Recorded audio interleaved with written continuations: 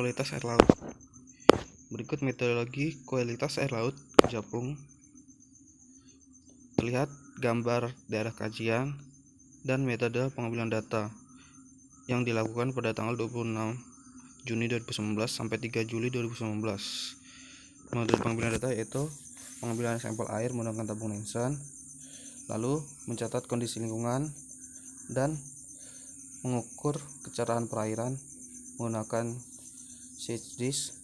3. Melakukan pengukuran KAL untuk masing-masing kedalaman menggunakan refraktometer dan Horiba U10.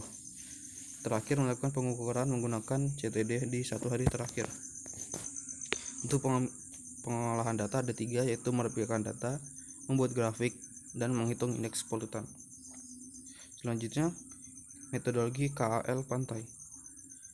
Daerah kajian terlihat pada gambar dengan titik koordinat di bawah gambar. Metode pengukuran secara langsung pada tanggal 24 Juni 2019 sampai 30 Juni 2019. Untuk metode pengambilan data yaitu menuju 10 titik lokasi yang telah ditentukan, lalu mengambil sampel air dengan cara berhati-hati. Ketiga, melakukan pengukuran kualitas air laut menggunakan WKM yang telah dikalibrasi sebelumnya. Terakhir, catat hasil pengukuran beserta kondisi cuaca. Untuk metode pengolahan data KAL pantai ada 3 juga, yaitu pertama merapikan data, kedua membuat grafik, yang terakhir menghitung indeks polutan dan membuat grafiknya. Selanjutnya KAL sebaran vertikal. Terlihat foto daerah kajian KAL sebaran secara vertikal yang dilakukan pengukuran secara langsung pada tanggal 28 Juni 2019 sampai 9 Juni 28 Juni 2019 pada pukul 9.00 sampai 10.46 waktu Indonesia Tengah.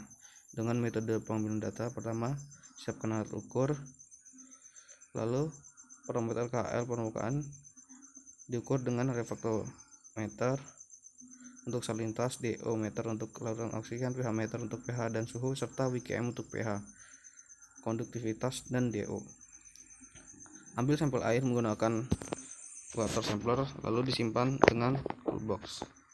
Terakhir, catat hasil pengukuran dan kondisi cuaca serta lingkungan sekitar. Metode pengolahan datanya ada 3.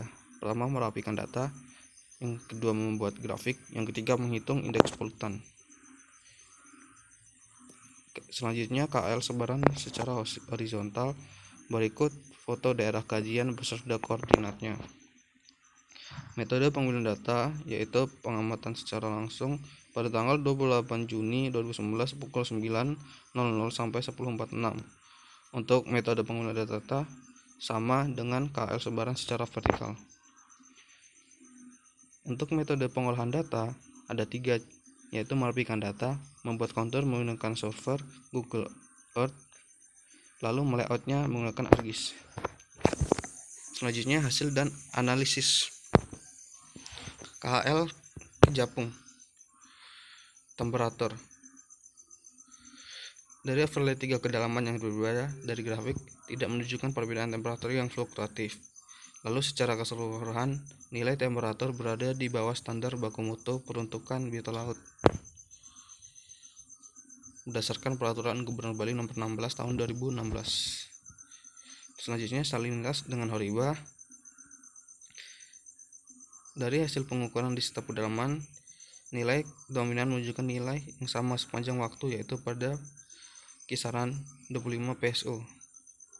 Lalu secara keseluruhan, nilai standar buku peruntukan biota laut yang telah ditetapkan Gubernur Bali 34, sedangkan nilainya 25, sehingga secara keseluruhan nilai salinitas dengan Horiba jauh di bawah standar baku mutu peruntukan biota laut.